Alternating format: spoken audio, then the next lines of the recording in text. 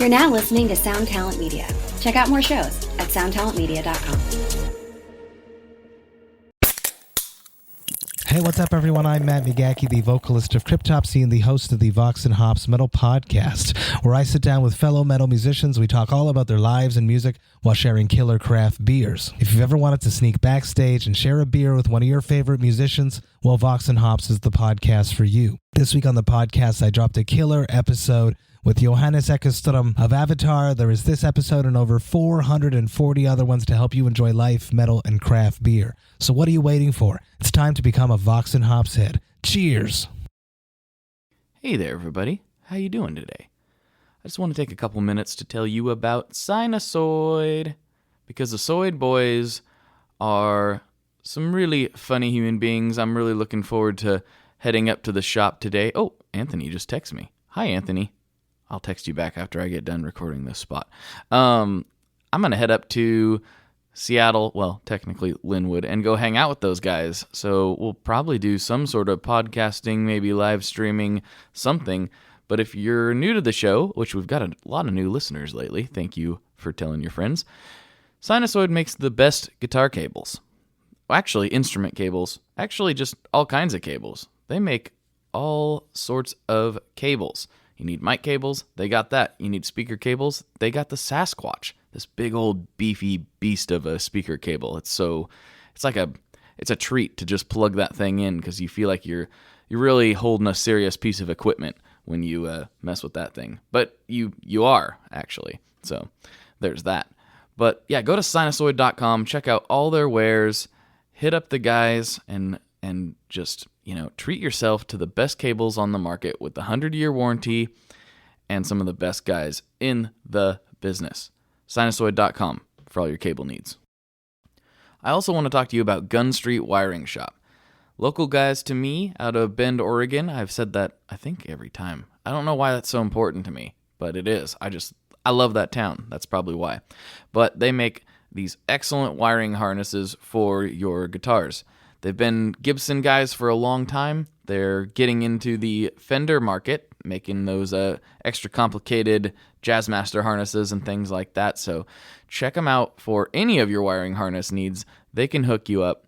They've got Les Paul treble bleed stuff, vintage 50s wiring, modern quote-unquote wiring. They've got anything that you could need. It's assembled with extreme attention to detail. I talked to Sean at length about how many times he will go and create a harness to make sure it is 100% looking and performing its best. So go to gunstreetwiringshop.com, check them out, and give your guitar the upgrade that it so very much deserves.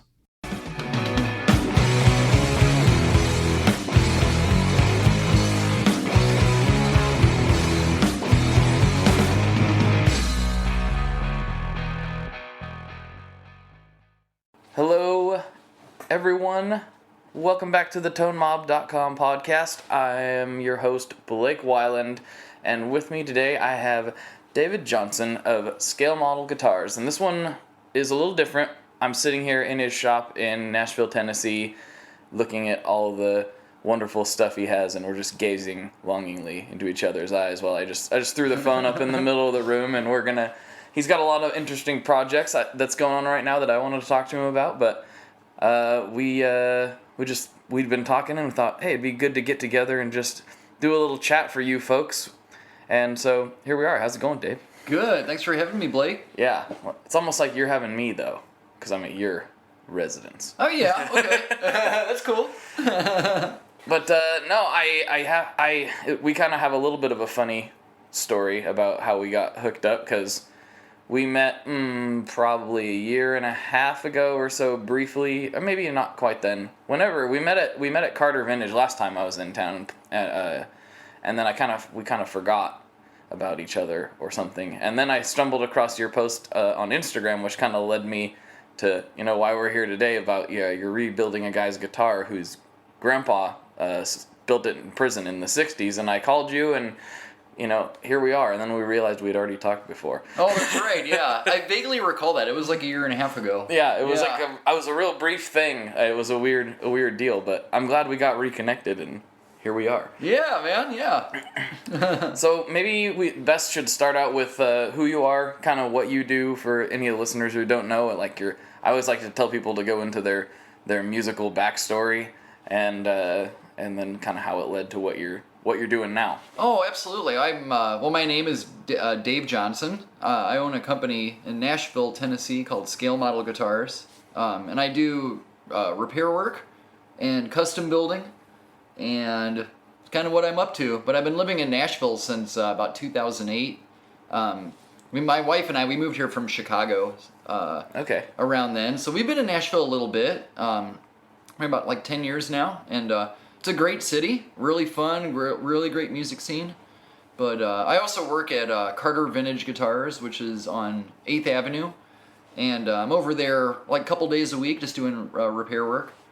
And yeah, man, when I first moved to town, I worked at Gruen Guitars from like 09 until like 14, somewhere in there.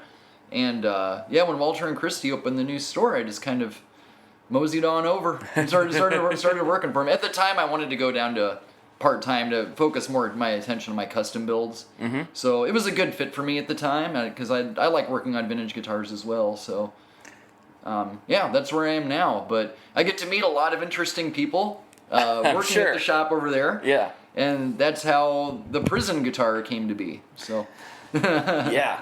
So let's go back a little bit even further than that. I'm looking around your shop here, and you've got Fugazi posters, Russian circles. Oh yeah, dude. Are there any other bands you need to know about? When you were a kid, what did you start listening to? You don't just kind of magically start building guitars one day. So how did that all come to be?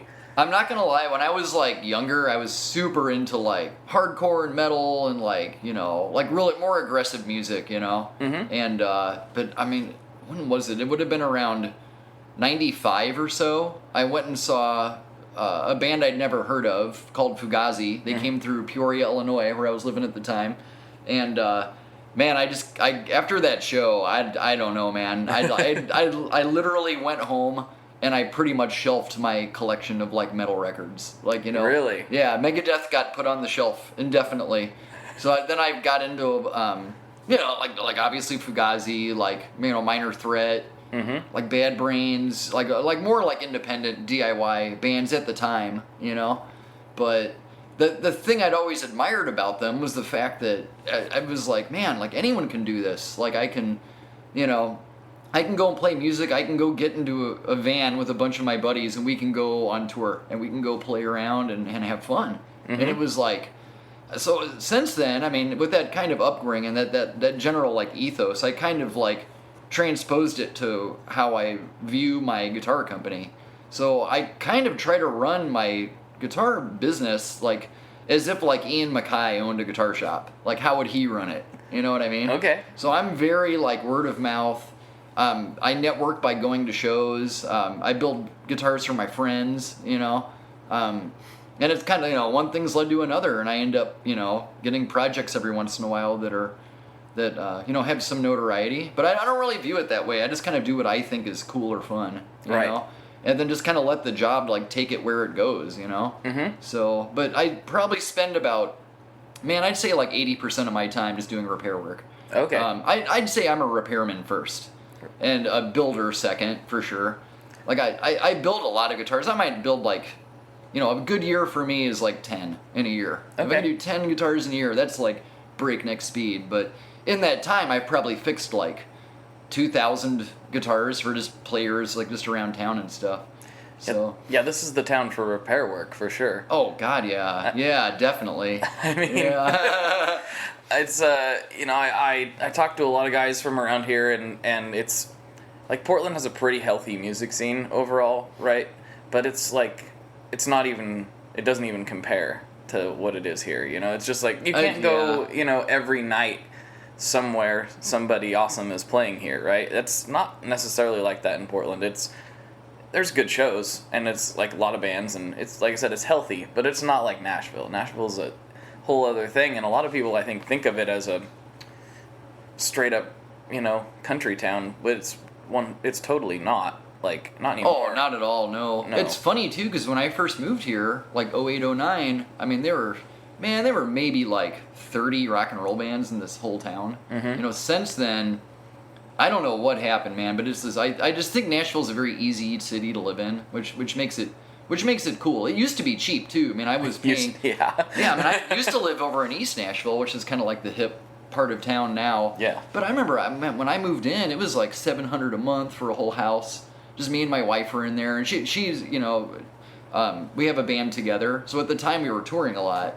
So for us, it was like, oh, this is great. I just got to come up with $700 a month and my bills, and Yeah, that's not too bad. I can play music, yeah. So it's cool, but I mean, for repair work, it's a great city to be in. It's a lot better than Chicago. Oh yeah, I'm sure.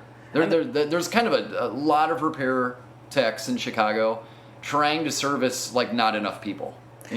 That makes sense. I mean, Chicago, there again, another like healthy music scene, but Nashville's I don't think there's another, not that I know of, another city in the U.S. like this as far as what the music scene is here. I don't think it exists. New York City maybe is the close, and it's way bigger. It's right. So, it's a really unique place to be, and it's like the one other place in the U.S. I could see myself other than where I'm at now. Oh, yeah. It's a fun city. It's getting a little more expensive now, but... Yeah. I mean, if you want to work, if you want to, have a gig in the music industry, it's a great city to be out of. I mean, it's, it's cool. So let's talk about, so how did you start repairing instruments? Was it out of necessity or was it interest? In the beginning, it was out of necessity, because I was like, a high school kid. I don't have any money to get my guitars set up or worked on or anything. So I just kind of I remember buying a book on how to set up your guitar, or the guitar and amp maintenance book, and I kind of just started doing that for myself and my friends, and then I went to Eastern Illinois and to get my degree in econ, and while I was there, I had a summer job working in a music store. Okay. And they had a tech there who just did setups and, cutting nuts and saddles, this is basic stuff, And I was just kind of man, that's really cool, what you're doing. You get paid to do this? It's oh yeah, man, it's, So I was like, wow, I kind of want to do that, So he taught me some pointers or whatever. This is the total summer, college job, So after I graduated, I worked in a bank for a couple years. Oh, okay. And I hated it. I was like, dude, this job is no good for me. Working in a cube and numbers all day. I was like, oh man, this is not for me. Are you going crazy? Oh, it paid great, but man, I just hated what I was doing. It was miserable. So I was like, my wife at the time was working for AMA, the American Medical Association. So this isn't downtown Chicago. So she made enough money to where we were cool. And, so I just decided, hey, I'm going to go take an apprenticeship, and I'm going to, go into the guitar thing more seriously. Cool. So, yeah, so that's, flash forward, I worked in a few shops around Chicago. When we moved to Nashville, I got hired at Gruen probably within 6 months of moving here. Okay. And then it was I think that's where I really learned how to repair guitars, for real, The level of guitars that come through that shop, too, are it's another caliber of value, the instruments that they see there, they're almost unlike anywhere else in the world, probably. Oh, yeah. As far as the level of vintage instruments that come through there, and you need to know what you're doing if you're going to start. Oh, dude, absolutely, yeah. Because there's those are people's investments. It's not just coming from the punk scene, to me, a guitar is just a tool, I don't care if it's a $50, Hondo or a 58 Les Paul. I'm going to treat those guitars the same. They're going to get the same levels because, a $50 Hondo to that kid, that might be their main player and it needs to work and they're going on tour for a month. That's equally as important as a guitar that's valuable. That's true. And it's just going to sit in a glass case. But I guess the difference is you could literally get in trouble if but you need to know what you're doing when you're working on the high dollar stuff, But, the other thing, too, is just living in Nashville, I just simply work on a higher volume of guitars. On a slow day, I might work on 5 guitars, and I'm doing that 6 days a week. So I see 30 guitars a week, no matter what That's when I'm slow. Right. You know, so you know, multiply by 52 weeks in a year. You've just worked. You gotten your hands on a lot of guitars, and that is how you get really good. Just more, you know, you just the sheer volume. So I'm sure that is kind of informed, you know, because you've probably seen just about everything under the sun. How does that inform your custom builds? Well, I'm really trying to like fix mistakes and design flaws. Like, you know, it's kind of funny, but like, you know, like, would you consider the Fender string tree a design flaw? Like, it kind of is. Yeah, you know? sort It's of. like, Yes. it kind of is. It impedes, you know, straight string pull. Like that just as an example in a Fender. On a Gibson, it's got you've got the angled headstock, which is a truss rod channel running through it. That's a break point. That's why Gibson headstocks Really? break. Is that what they do? Yeah, it's like, you know, I mean, would you call that a design flaw? I think I would. You know, so that's how when I build a guitar, you know, maybe I'd do an angle. If I want to do an angled headstock, maybe I'd do one out of maple, and I'd make my headstock thicker, and I wouldn't put a severe angle on the headstock. Right. I'd do whatever I can do to beef it up and true it up, to try to fix some of the design flaws that are out there. But, you know, doing repair work makes you a better builder. Like any repairman would tell you, repairwoman, you know, would tell you that people who build or who do repair work end up building better guitars. It's just a fact. It's just the way it is. Probably the same goes for just about any profession where the you know, like a mechanic, you know, would probably, you know, build a better hot rod, you know, you know, because he's like, I've seen all these things break, you know, or you know, just a general carpenter. I think that probably applies in a lot of different fields where you're fixing others' mistakes or failures. It's like, well, that leads you to not make those same mistakes yourself, hopefully. Oh, right. I mean, let's just use Dennis Fano as an example. I mean, I would call the Novo line, his new line, I'd call that it's pretty near perfection. I mean, that's like, in terms of build quality and design, I mean, he did repair work for years and years before he ever built one guitar. You know, I mean, that's just Dennis. I mean, that's just one example. Look at Paul Reed Smith. He was a road tech forever before he built anything. That's true. So these people, like, they know what they're doing, but it all came from that repair tech standpoint. I have seen people build guitars, like, right out of the gate, and they're great, but in my experience, and I'm not trying to make a blanket statement, I'm just saying that in my experience, people who have done repair work or road work or actual repair work end up building a better product than people who have done none, you know? It makes sense, especially around here. It's always a unique thing to go back to. So, what was your first custom or your first from scratch build? What did you do there? What made you want to do it? Man, I was just like a carpenter. Like, I was just like, oh man, that could be really cool because I'd only like worked on them. I didn't even know how to build a guitar back then. This would have been like 2000, 2001, like back then. Oh, okay. But it was a long time ago. We were living in Chicago, and my workshop was like an A-frame apartment, and we were on the top floor. And the landlord was like, I was like, hey man, can I like use the A-frame above for some like tools up there? He was like, oh yeah, go for it, you know.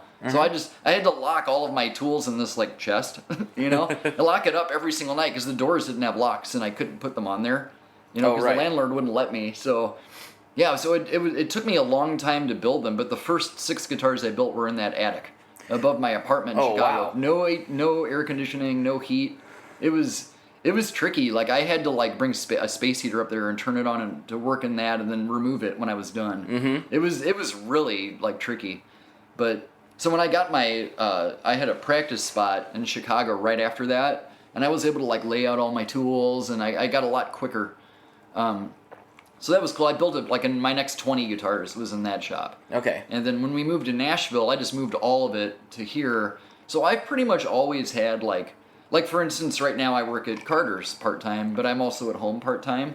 So I can, you know, here where we are in my shop, I can make sawdust here. Yeah. You know, but I can't really, I mean, they'd probably shoot me if I started like, you know, rounding a neck over at Carter's. I don't want to be doing that when it's like, it's a lot of sawdust, man, you know? So that's just kind of how I've always been. I try to keep the building separate from the repair work, at my, part-time job somewhere else. But it's a good networking opportunity too. That's how I, just to get out of the house and meet people, meet musicians. In addition to like just going to shows and just meeting people, which is easy to do here in Nashville. So. Yeah, that's true. And it's made even easier, I mean, like, with the internet. I mean, like, the internet has brought us together today, which is kind of a weird thing like, to think about. But it's just, it's weird to think, like, how, I was thinking about this the other day with doing the podcast and doing these other things. Like, the podcast is great, and I love doing it.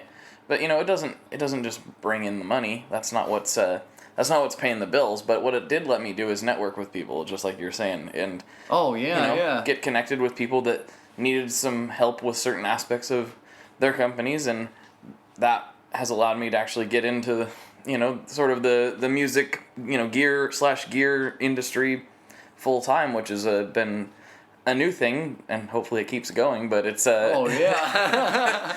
But it all comes back down to that, it's like you need to know people, and not like to get a leg up or whatever, but just to, we help each other. That's oh yeah, it's like, that's what I loved about the punk scene when I first was introduced to it. Like they just like the metal scene does that too. I don't want to slam them, but but man, this whole like I got your back kind of mentality. Like to me, that is like. It's all for the purpose of like promoting the art. Like that's just the best.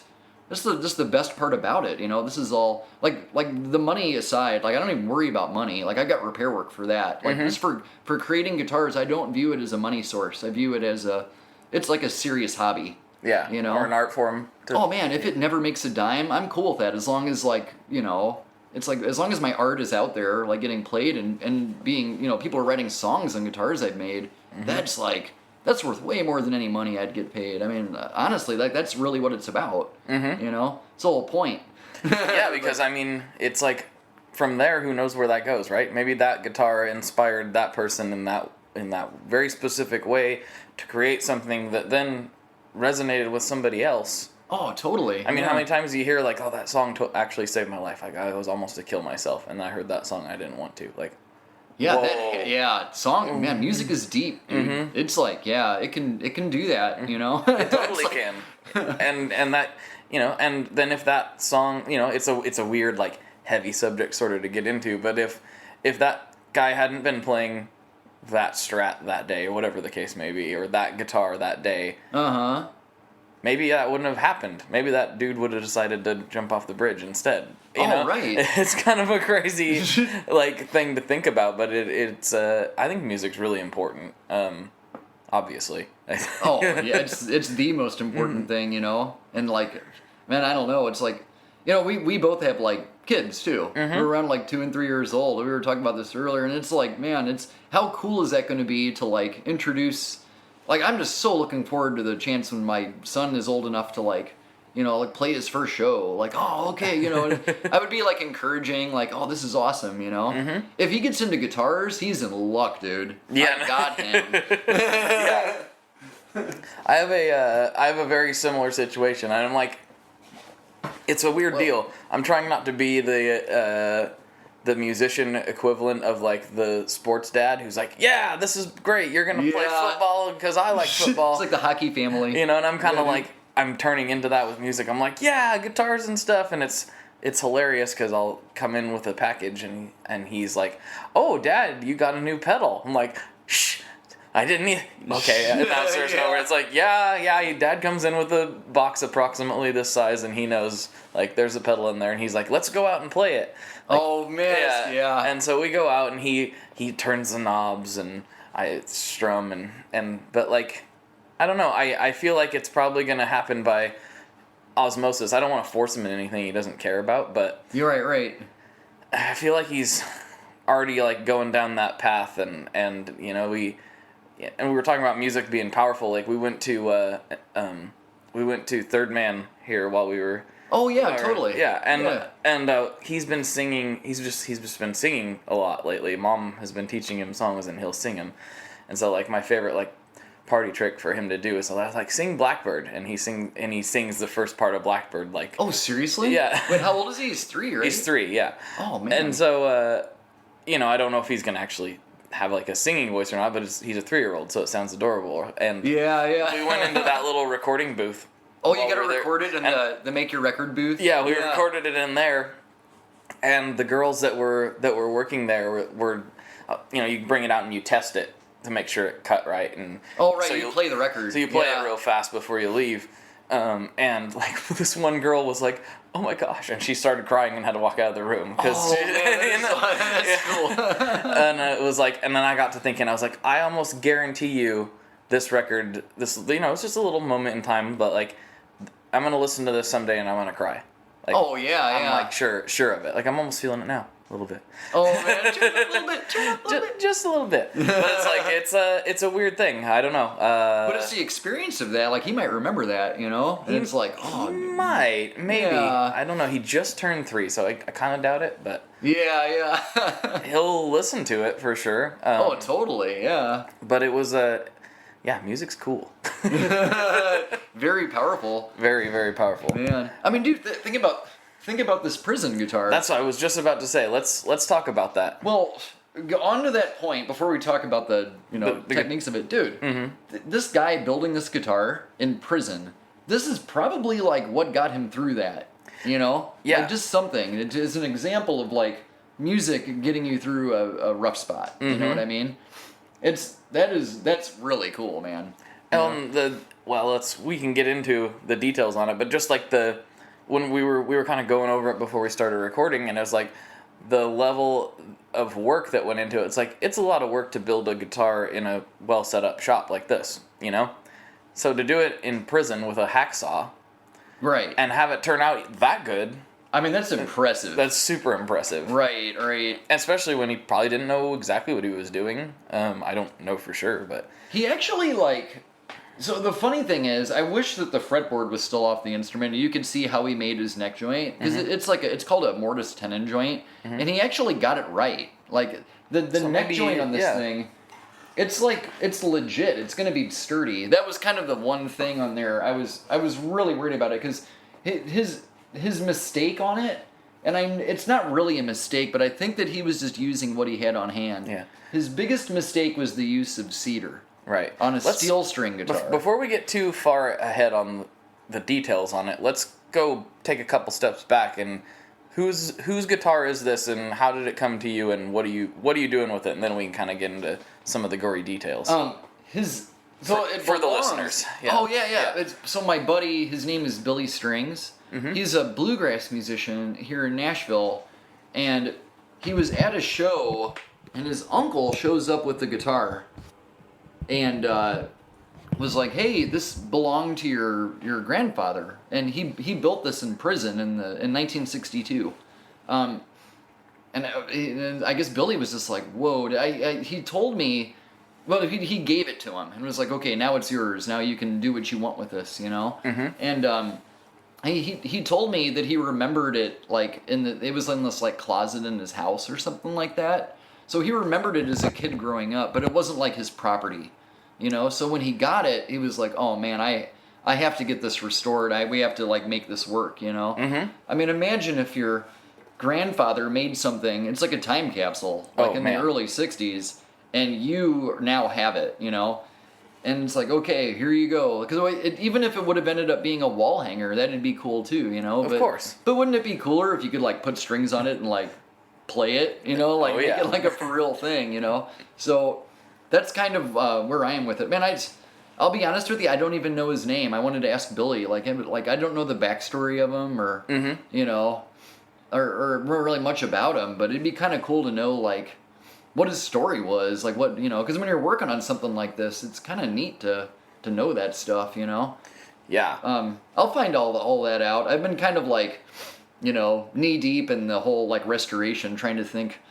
Not in that headspace just yet. Right. I'm just trying to figure out how to make this thing work, but it's gonna be cool. I'm gonna make it. It's totally gonna work, and it'll be cool. Yeah. We were going over a little bit, like I said beforehand, and I think I don't see anything. I'm not an expert, but I don't see any glaring how can you possibly fix that? You know what I mean? It's all, Oh, yeah. It's all like, no, that seems very doable. Everything's perfectly fixable on it. Mm-hmm. Oh, totally, man. I mean, his use of cedar is really the biggest mistake that he made. Mm-hmm. Other than that, he's cool. I mean, he also did not put a truss rod in the guitar. Right. So, no cedar. And you know, cedar has been used on nylon string like classical guitars, like as a neck material. Right. Like for the, you know, forever. Mm-hmm. You know, so you can get away with cedar. The problem is it's not very tough. Yeah. It's not strong enough to support steel string, you know, string tension. Mm-hmm. So I actually just kind of like when I got it, the board was attached. It had inlays in there. The fretboard is off of a Gibson. It's a Brazilian rosewood fretboard. Right. So I mean that's really cool. So so what I did is I just pulled the inlays out. I cooked off the board with a heat lamp just to get the board off of there, just to expose like the bare, you know, wood and the neck material. Mm-hmm. And then I actually just routed channels down there. I did 2 carbon fiber rods. They kind of run along the neck on the sides. Okay. Down like it's called the neck taper. It's how the neck goes skinny at the first fret, and then it gets fatter as you get to like the highest fret. Mm-hmm. So if you run them along the taper, keeping it about a 1/4 inch inside the edge of the neck, it kind of becomes like a suspension bridge. It's like forcing the tension down the middle to a double action adjustable truss rod that I put down the middle. So that's metal. Got you it. know? Yeah. And I also beefed it up with a piece of a 1/4 inch half inch by half inch maple. It's like hard rock maple down the middle. Yeah. So that all those things will just beefing up this neck, you know, and make it really tough. So it'll sound better too. Oh, right. So the other thing he did is he made the headstock very thin. Yeah, that's what. Yeah, it's pretty bad. It's like we're gonna have to figure out something with that. So a normal headstock thickness is 1/2 inch, if not like a 1/16 plus that. This one is right under 3/8. I've got a ruler on it right now. That's what I was eyeballing. Yeah, I'm looking at it. I mean, dude, that's right over a 1/4 inch thick. Yeah. That's not gonna. It's not gonna work, man. You put tuners on that. I mean, the headstock's just gonna bend and snap right off. It's not gonna work. Especially now that the neck's not the weak point or a weak point anymore. It's just. Yeah. So you're planning on skinning the back of it, right? That's the idea with some maple. Yeah, that's what I'm gonna do. Is I'm gonna true up the back so it's even and level, and I'm just gonna tie on to the back of it with more maple, like quarter sawn maple. Mm-hmm. And I'm gonna glue that onto the back, so it's like putting a veneer onto the back of the headstock to make up the missing space. Mm-hmm. And then the tuners, as they press, you know, out, you know, it's gonna.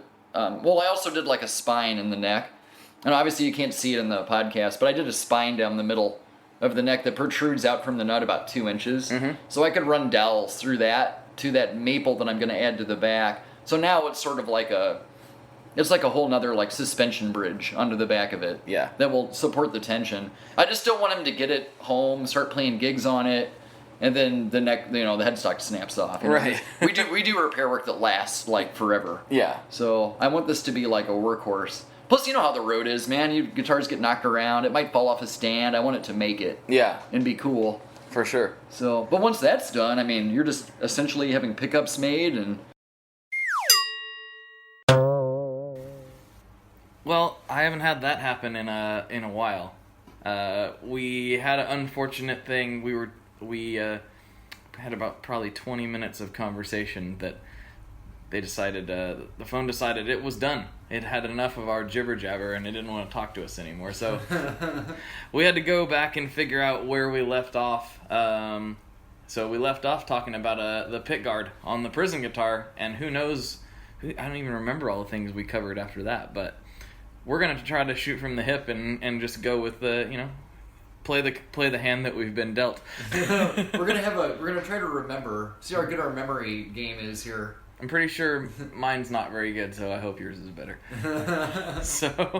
But we did talk about the pick guard a little bit. What we don't know is if we talked about pickups, and if we did, sorry, you're gonna hear it again. Yeah. Well, that's okay. Yeah. I can give more information on the pickups. That's right. Too. Let's talk about what the plan is. Well, so. I think the last thing you're talking about is how the guard was cut out, and it appears to be, I'm just guessing, but it looks like it's a Tesco, like a house brand guitar. Mm-hmm. So the pickups are like the skinny, narrow Like there's 3 of them. They would have 3 switches, like the on-off switches at the top, volume, tone, and an input jack. But see, the thing is, I don't really want to use. I could probably try to source those pickups. Yeah. You know, rewind the bobbins and like make them a little bit better. We were gonna do is we're gonna actually do like a blade system, so it's gonna be like a Charlie Christian kind of look. Mm-hmm. You know, what I'm trying to shoot for on this project is I want the pickups to look like they were made in prison. You know, Okay, so all I right. want the whole thing to be a little bit rough around the edge. So We like, didn't talk about that, so that's Yeah, I gotcha. So the idea, my buddy Steve is going to be making pickups. He's a pickup maker in town. He does great work, man. Steve Mather is his name. He teaches over at Guitar Craft Academy. And I teach this class over there a couple nights a week. And he's like the main instructor over there. But man, his wines are just amazing. But we're going to actually make like all the flat work. You know, just essentially making bobbins. We're going to use the bar magnet. So it's going to be close to like a Charlie Christian kind of vibe going on. So it'll be like 3 narrow pickups. We'll end up with basically like a Strat kind of thing. Mm-hmm. So in positions 2 and 4, he'll kind of have like the reverse wound, you know, like kind of the humbucker effect going on. Right. I'm actually going to make maple toppers that match the guard. I'm going to kind of beat them up and age them a little bit. Mm-hmm. So they'll look like they intended to, you know, they were originally on the guitar back in the 60s, you know. That'll be cool. So, yeah, man. It's going to be really cool. The tailpiece, there's a giant like hole in the back of the guitar, and you can kind of see where there was like an area for a spring in it too. It was probably the tailpiece that he had on hand, and I'm not really sure what to do about that yet. I don't know if Billy wants a trim system, or maybe I could just make something up out of like steel. Just do like the 6 holes to the top. Like I kind of want it to look rough.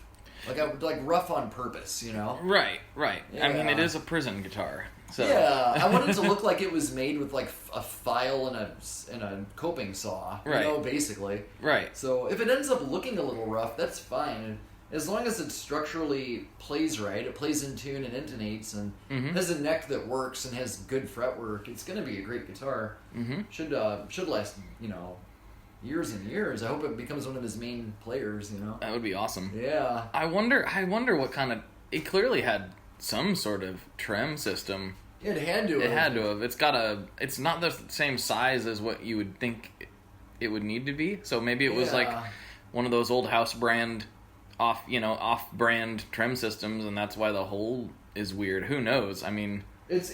I know you can't see it on the podcast, but the cavity for this trim system looks like the polar opposite of like a Jazzmaster. Yes. So it's got that like that chamfer like in the back instead of the front, like how it would be in a Jazzmaster. Like so I'm not sure what to do. I can't really use a Jazzmaster trim on it. It doesn't have the depth that I need. Mm-hmm. But I'm not really sure what to do. I might make like a steel plate and then mount the trim to that.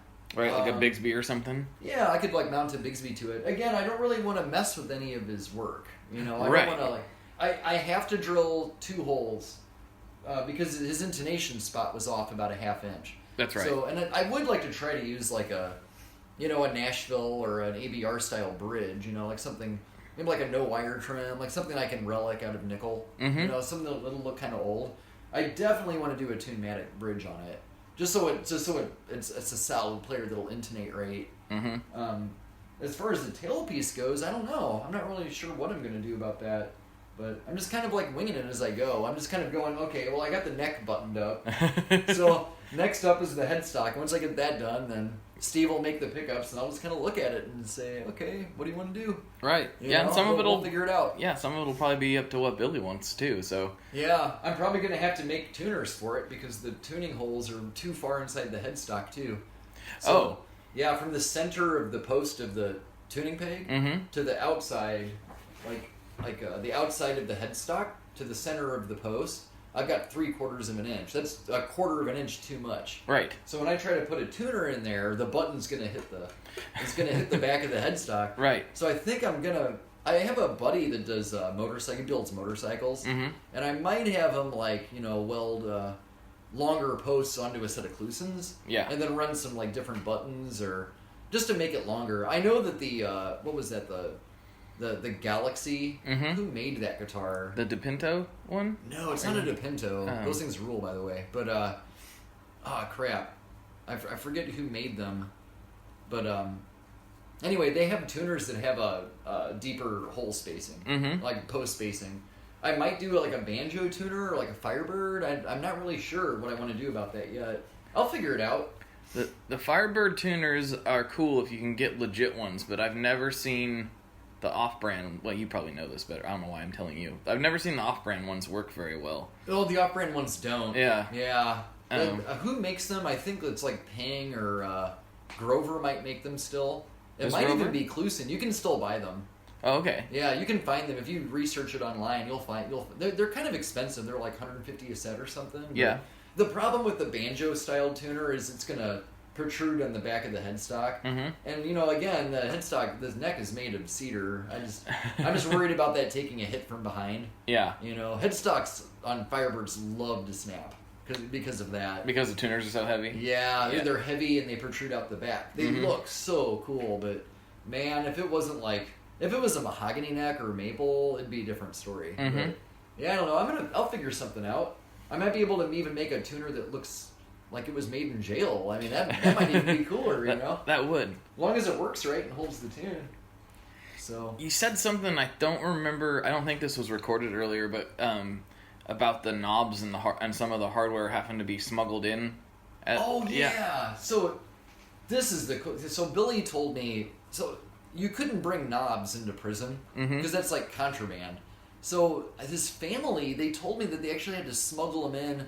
They were like knobs off of like a Cadillac or something, off the knobs off like a car stereo. So they smuggled them in the knobs. It's so for like cool. the volume and the tone. So Billy actually found the car. It was like an Oldsmobile or something from the '60s. He actually found the knobs, like from a 1960 Oldsmobile. Nice. Yeah. So we're gonna get those, throw those on there. Man, his family actually, they think that they might have a picture of him playing the guitar. But they're like digging through like shoeboxes full of like photos and stuff. If they can find that picture, that would be amazing. To see what it looked like, like what was his vision, Yeah, what was he going for? Yeah, that's so cool. So I don't know, it's so cool, man. It's a cool story. It's one of the coolest projects I've seen in a long time. I love it. Yeah, man, it's like, I don't know. It's really cool. Good times. Do you see I don't know, if you look at the Instagram picture too, he did Bondo. There's like Bondo inside. Oh, I didn't notice that. Is that what that is? Yeah. I don't know why he did this. He put the strap button on the top of the guitar too, which is kind of odd. But I don't know, man. I mean, obviously Billy will have some artistic freedom with it, I'm sure. Oh yeah, I'm sure. Yeah. It'll. I'm sure he'll want to preserve as much as possible, but he'll probably have a few tweaks. He knows what he likes as far as how a guitar plays and whatnot. So yeah. Well, the hope is it'll use it. He'll get to play it. I'm sure he wants to do that too. So. He's probably chomping at the bit for this thing. I bet he's excited. I know. I am too, man. I want to see what we end up with too. It's like art, Oh, it's 100% art. It's its own. I think all of this stuff is. To me, it's a creative process. I mean, and the final product. Like, who knows? What it. Like we talked about it before. Like, who knows what it could be? Yeah. And what it could inspire when it's all done. And that's what good art does. So. Oh yeah, I think the coolest part about the story is that his grandfather only built one guitar and this was it. So it's like only one of these exists.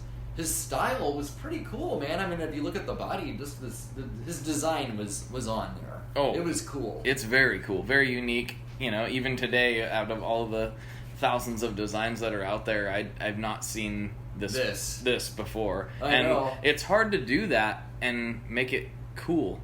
I know. It's easy to make it a guitar body that no one's seen before, but it's absolutely. hard to make it look cool. The ergonomic guys are like, they make like the guitars that are like comfortable to play, but they look weird. Yeah. It's like, man, The one guy I love is that Millimetric. Have you seen his stuff? Oh yeah. God, that stuff is cool, man. Oh yeah. He does like the ergonomic, but it looks really cool. I've got a baritone that he did. Oh, seriously? Yeah. You like it? I've never played on one. Oh, I love it. It's so man. awesome. Yeah, he built it for me last year. I think it was last year. Yeah, and I think it was his first baritone. Oh, really? Yeah, so I contacted him, said I wanted to get one, and I took the listeners kind of know this, but I took the Adam from Satellite Amps. Told me like when he has guys build him stuff, he just says, "Yeah, build me a guitar." And like, really? Or like, what do you want? I don't know. Build what you think I'm gonna want. And, no kidding. And so for this one, I did the kind of the polar opposite of that with my Roni. I just kind of spec'd everything for the most part and spent a lot of time with Paul figuring out what I wanted. And I love that guitar. It's exactly what I wanted. But wow, that's cool, man. But with the Millimetric, I told him I like this body shape and I'd like it to be a baritone. I think we might have talked about the scale length a little bit. And I said, other than that, you surprised me with the pickups and the color and everything else, basically. And so that was a really interesting process doing it that way because I got a feeling like I hadn't had in a while when it was coming. It was like, felt like what is this going to be? It was it was literally like a throwback to Christmas Day as a kid. Because I didn't know what it was going to be. I had no idea. And so when we got it, it was like, oh wow, this is awesome. It was super exciting. Yeah, it was. So like, if anybody can do that, like, it's hard to do. It's hard to, like, if you get in a custom guitar, you would think you'd want to tell them everything. Like, I want this, I want that. But as a consumer, like, actually doing that is more fun if you trust the builder. Oh right. And I'd already played Florian's guitars before at last year's Fear the Riff, and so I knew like it was going to be good, but. Actually, I hadn't played it before I ordered it, but everyone that had one was really... I had never heard anything bad about them. You can tell the quality is good. It's really good. God, the people I've been following lately... Have you been following Jersey Girl? No, but I've heard that name before. Yeah, it's Jersey Girl. It's like JG... I'd have to look up the name. It's Jersey Girl Guitars. Mm-hmm. Man, these designs are incredible. Really cool.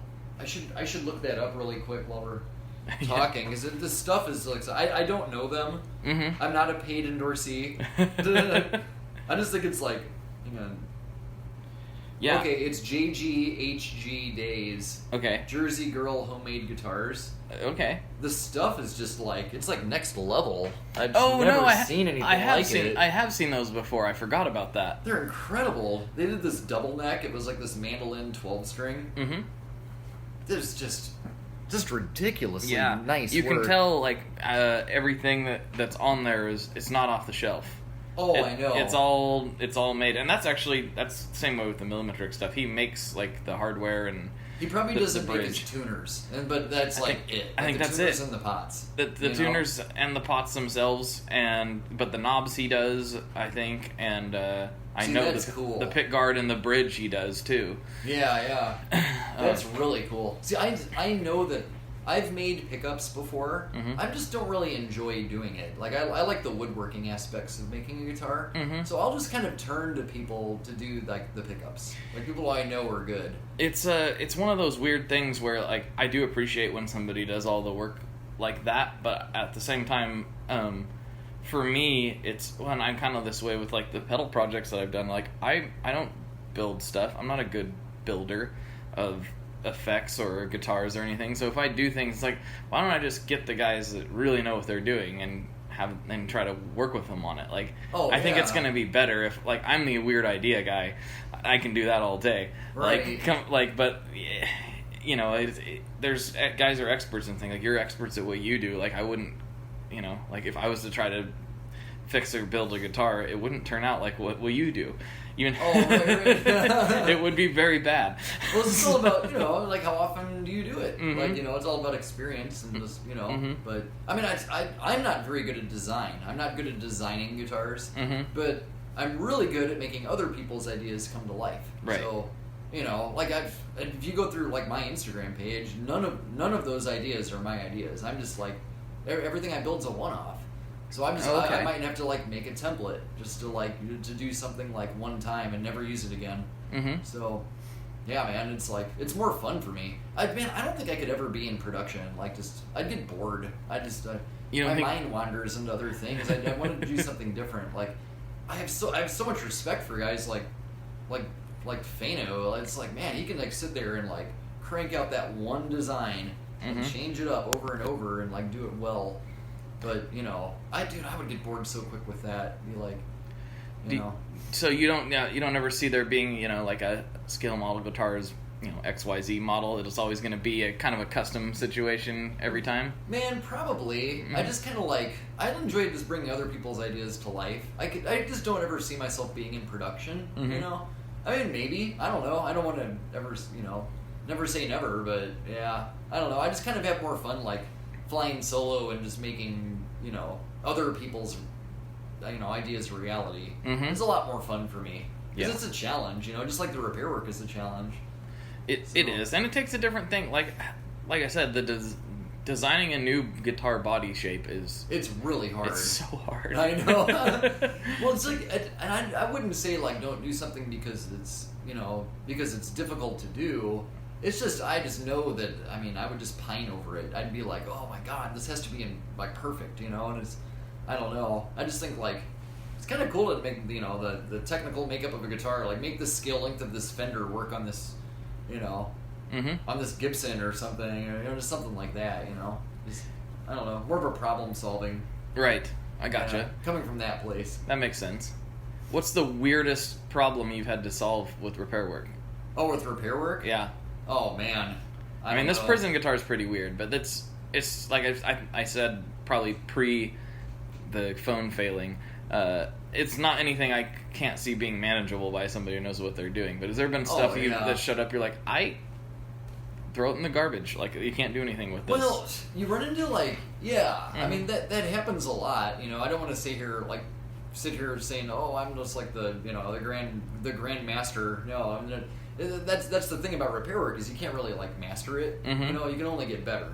So whenever you hear anyone call themselves like, oh, but expert repairman, oh yeah, or whatever, dude, like you're not an expert. I learn new things every single day, but you can get a lot better at it. But I don't know. I mean, I get thrown. What hangs me up a lot is just like the cost of it. Right. Is a guitar totaled? If your $150 Yamaha acoustic that needs a neck reset, do you really want to pay $1,200 to do the neck set, refret, bridger glue, cut a new guard on like a $150 guitar? It's like in the auto world they call that a total. Right. So it's like sometimes a guitar is totaled and it should be used for a wall hanger or something else. It's just the reality of it. I never tell anyone no though. If it's a sentimental project, if it's a $150 Yamaha and it was like owned by their like grandfather and it's like in their family forever, I will always say yes. But I wouldn't expect any repair tech to make it cheaper. You know what I mean? Because it's still a function of time. It is. But people are usually pretty cool about that. But I feel like most people would understand that though. Oh yeah, there's a way to fix anything. I've seen some headstock breaks that are like too far gone, but I can always just cut a new neck. I mean, it's not that hard to cut a dovetail and round it, roll the neck and cut a headstock. I mean, I made 100 guitars. I can make an acoustic neck. It's no big deal. But it's going to take me 20 hours to do that. You know what I mean? And it's a function of time. Yeah. So sometimes it's like breaking bad news to people. It's like sometimes it can't be done. I'm talking like chunks of wood missing out of a headstock taper. Right. Like it's like, I'm not going to be able to graft into that, man. I'm sorry. Yeah. We can bond with that for you. Yeah, just bond the whole thing back together. Have you ever seen anything that you were like, how did this happen? Like, like a bad one? Like yeah, well, bad or just weird. Like, what do you mean you broke the horn off of your SG or like? Oh man, we had a gnarly one. Like this is about 2 or 3 months ago. Do you know what a CF100 is? No, I don't. It's a Gibson guitar. They made them in the 60s. Like I think maybe the 50s too. I can't remember off the top of my head.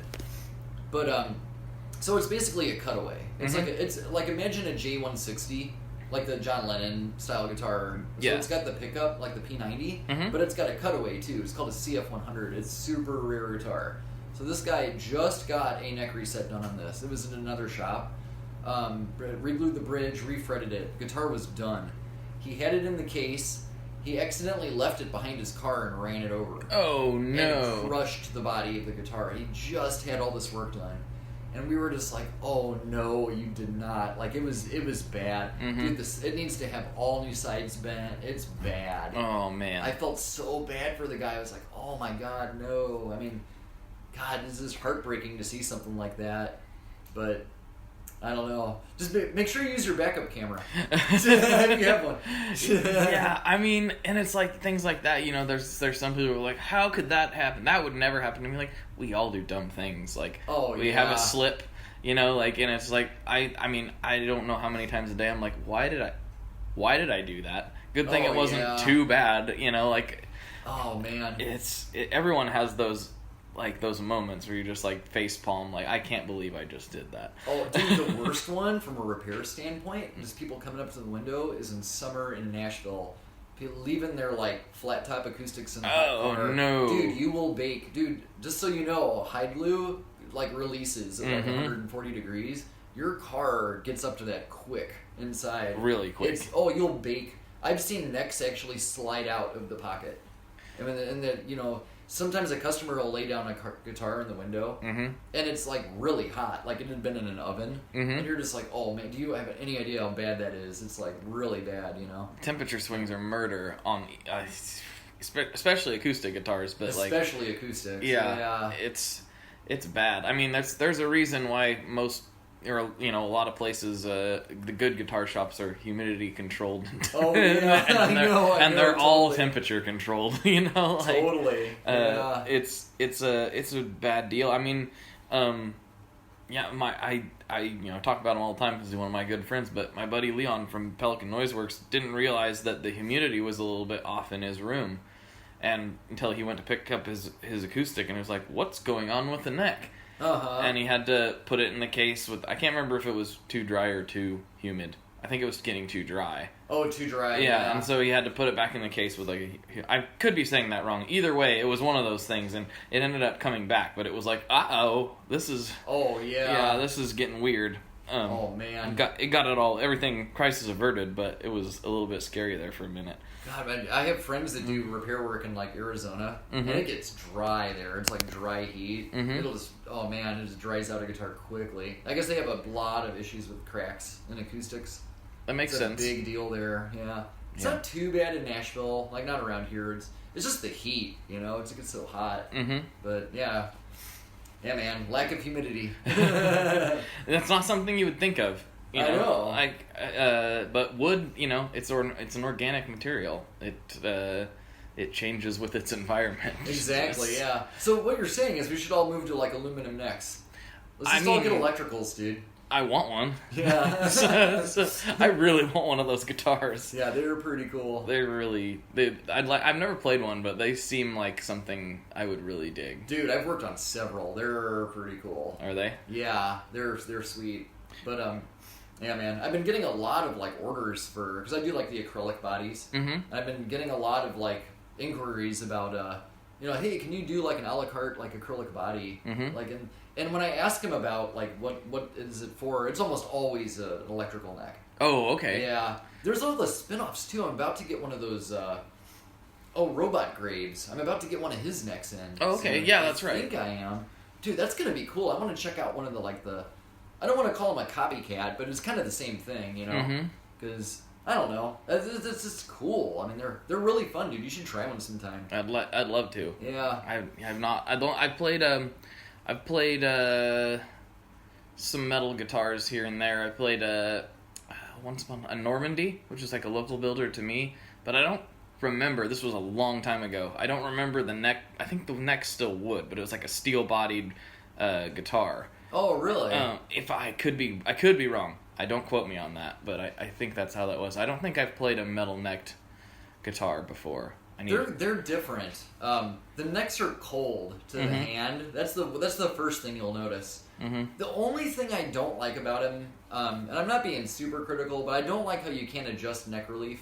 Right. Because it's built like all these people are copying Volino. That was the first guy that did the metal neck with the metal fretboard. You know, there was one. Trying to think who was before then. There was another company before that. I forget what the name of that company was. But anyway, you can't adjust neck relief in them, which is kind of a bummer. Yeah. You know, when you're jumping string gauges, like aluminum does move. It does flex with, you know, the string tension deflects the neck. Yeah. So you're going to need to counter that with a truss rod adjustment maybe. So whether you play 9s or 13s on one, there's a big difference in string tension. Yes. So I have noticed that it's, you know, some people want more relief, some people want less. It's kind of a bummer not having like, hey man, I like 2/64ths of relief at my 6th fret, you know, and I'm slave to like 1. It's kind of a big deal, you know, but man, I wish they could figure out how to put a truss rod, an adjustable truss rod in one of those things. I wonder what the reasoning is. I mean, I don't know. An adjustable truss. There's got to be something to it. I mean, I have no idea. I don't know, but weird. That's my only like thing, and that's just kind of a setup issue. It's like, and that's getting really picky. Every one of those necks I picked up have been amazing, but it would be nice to have that adjustment. But I'm really picky about it. You know, I use them all the time. I love them, but I did not know that about them. So that's very interesting. Yeah.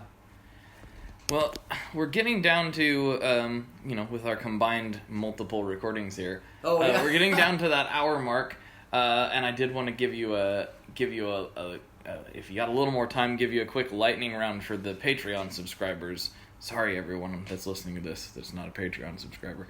But before I go, I would be in bad trouble if I didn't ask you like the most important question that I ask the guests. So it's pretty intense. I don't know if you are sitting down, so that's good. What kind of pizza do you like? Kind of pizza? Yeah, dude. I like the Chicago deep dish. Ooh, you're a deep dish man. Yeah, man, I love the Giordano's. God, I wish they'd like franchise it, just like outside of Chicago, you know. But yeah, no, I have been to Brooklyn, and Grimaldi's is legit. Dude, that stuff is so good. But yeah, I don't even know if you could consider deep dish a pizza. Really, it's more of like a pie. Yeah, it's like a casserole almost. Yeah, even though I'm not supposed to say that word because it bugs me. That's another thing for other podcast listeners. I'll explain that later. But yeah, no, I don't get the that's not the answer I usually get. It's usually people like Italian or New York styles. It seems like Chicago is very from Chicago natives. People, that's their preferred. But I've never had a legit one, or at least not one. I've not been to Chicago, so I've just had imitators. So I don't know if what I'm having is what it actually is or not. But it looks like a lot of cheese. It's a lot of cheese. It's actually a lot of sauce. I think that's why I like them so much. But, okay. Yeah.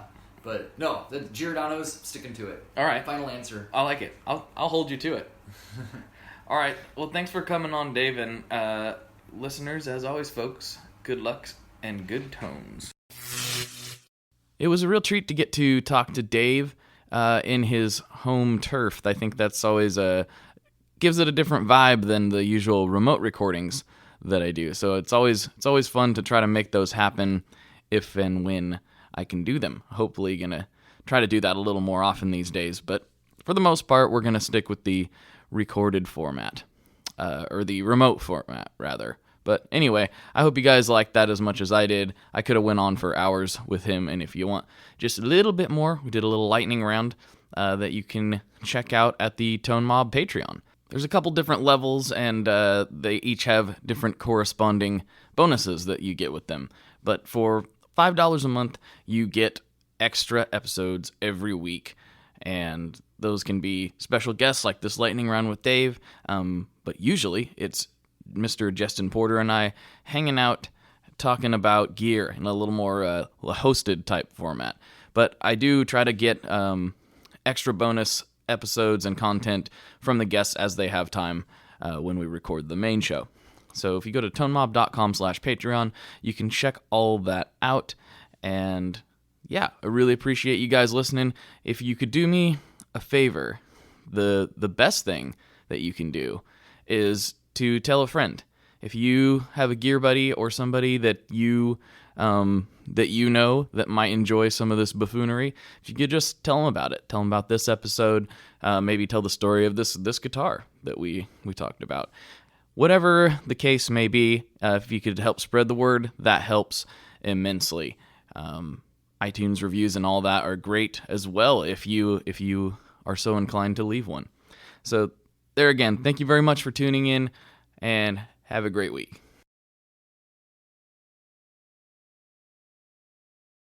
One last thing before we totally sign off here, I just want to remind you that if you do any shopping at Stringjoy, that's Stringjoy guitar strings made in Nashville, that will help me out as well.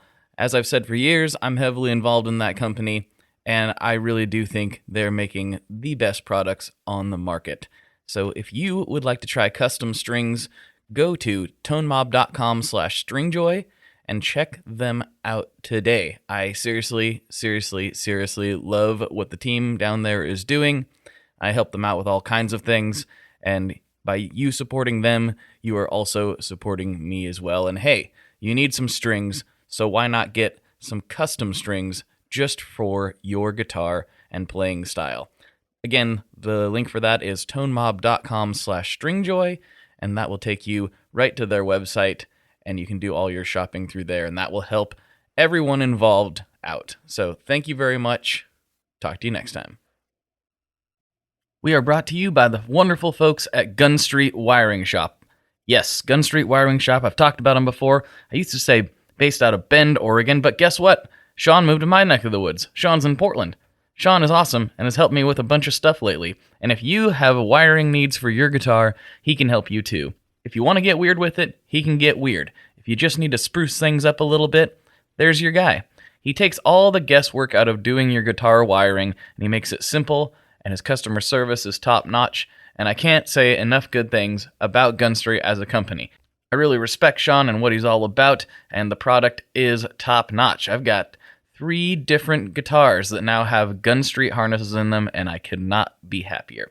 So go to gunstreetwiringshop.com and check them out.